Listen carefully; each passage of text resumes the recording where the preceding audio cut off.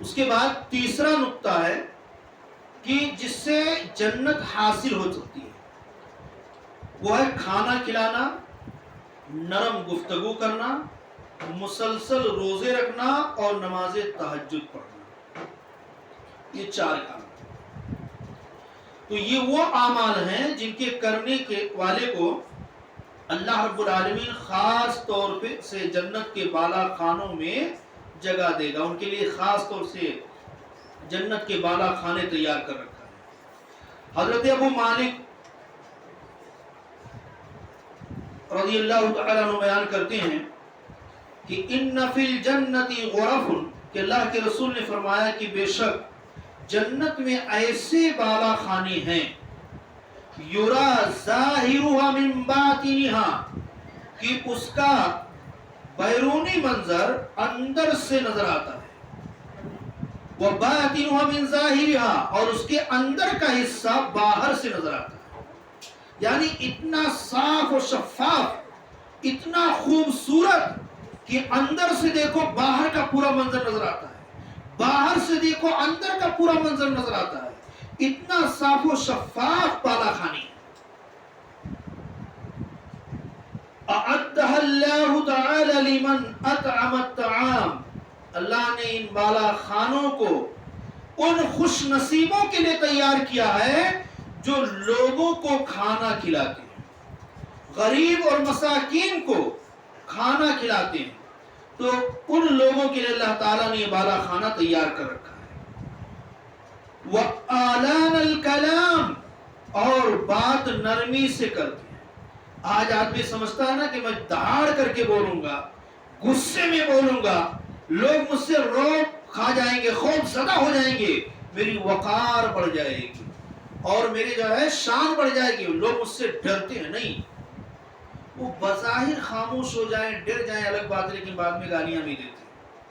اور نرم کلامی سے جو اثر پڑتا ہے، نرم گفتگو سے جو دل چھوتا ہے، وہ بیان کے قابل نہیں ہے. اور اسی طرح سے نرم گفتگو کرنے کی وجہ سے وہ بالا خانے کے حقدار ہو جاتے ہیں جو اللہ نے خاص طور سے ایسے لوگوں کے لیے تیار کر رکھا ہے. وَتَابَعَ الصِّيَامَ، اور مسلسل جو روزے رکھتا ہے. وَصَلَّ بِاللَّيْلِ وَالنَّاسُ نِيَامٌ، اور رات میں اٹھ کر کے نمازیں پڑھتا ہے جب لوگ خواب خرگوش میں ہوتے ہیں، کھراٹے لے رہے ہوتے ہیں، گہری اور میٹھی نیند سو رہے ہوتے ہیں، وہ اٹھ کر کے اللہ رب العالمین کی عبادت کرتا ہے. تو ایسے لوگوں کے لیے اللہ رب العالمین نے ان بالا خانوں کو تیار کر رکھا ہے خصوصی طور پر. اور چوتھا نقطہ ہے کہ جو بیٹے کے اولاد کے فوت ہو جانے پر صبر کرے تو اللہ رب العالمین اسے بھی جنت میں اعلیٰ مقام عطا کرتا ہے. کہ اگر اللہ تعالیٰ کسی مومن کے لختے جگر کو چھین لے، اسے فوت دے دے، پھر وہ اس پر صبر و تحمل کا مظاہرہ کرے، اللہ کا شکر ادا کرے اور انا للہ و انا الیہ راجعون پڑھے. یعنی جب کسی بیٹے کی اولاد کی وفات ہو جائے تو الحمدللہ انا للہ و انا الیہ راجعون پڑھے.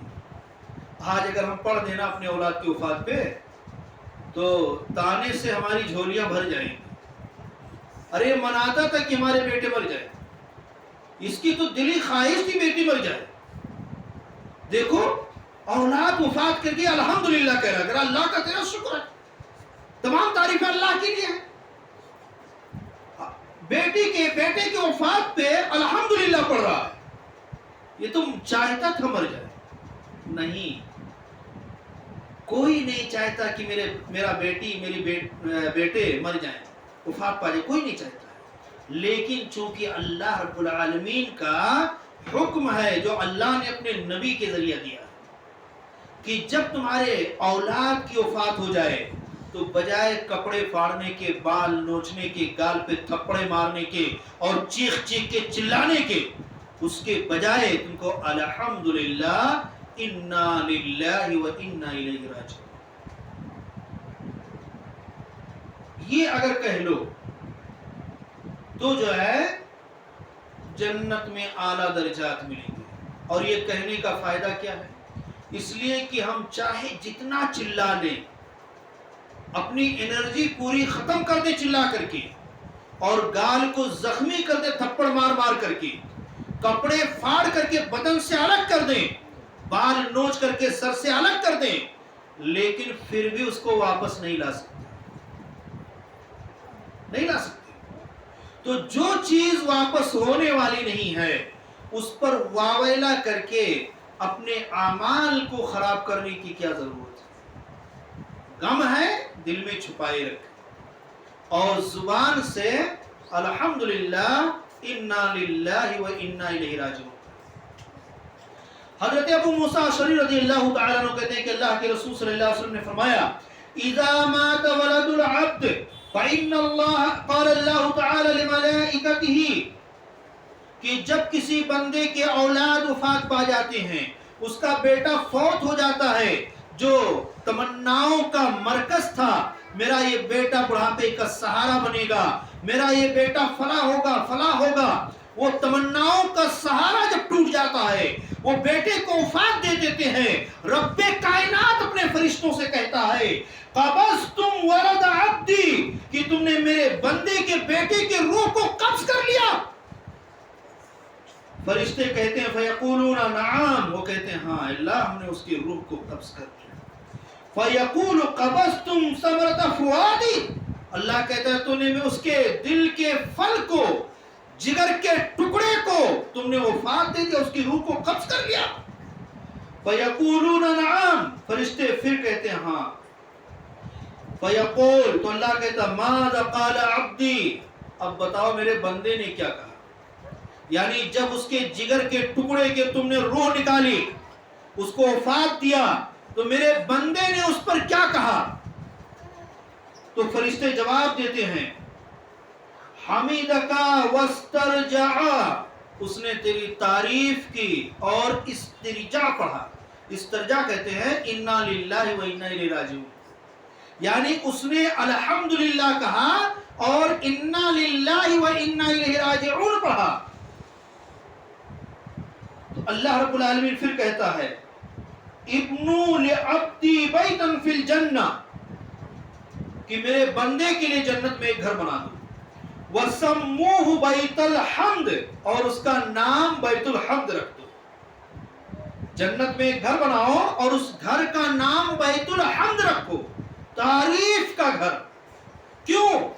دنیا کی سب سے بڑی مصیبت اس کے اوپر آئی تھی، اس کا بیٹا چہیتا، بڑھاپے کا سہارا، بڑھاپے کا لاٹھی، وہ وفات پایا تھا، اس پہ اس نے واویلا نہیں کیا، اپنے غم کو، اپنی تکلیف کو اپنے دل میں چھپا کر کے رکھا، اور میرے اوپر ایمان لاتے ہوئے سارے کام، سارے اعمال میں کرنے والا ہوں، اس پر اعتماد کرتے ہوئے اس مصیبت کے وقت بھی اس نے الحمدللہ کہا تھا، اس لیے اس گھر کا نام بیت الحمد رکھ دو۔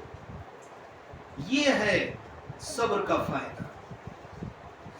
تو اللہ رب العالمین کسی چہیتے کی وفات پر اگر آدمی صبر کرے، اللہ کی تعریف کرے، انا للہ پڑھے، تو اللہ تعالیٰ اس کے لیے جنت میں ایک عالی شان، ایک بلند اور بالا ایک گھر بناتا ہے، اور اس گھر کا نام ہی ہوتا ہے بیت الحمد۔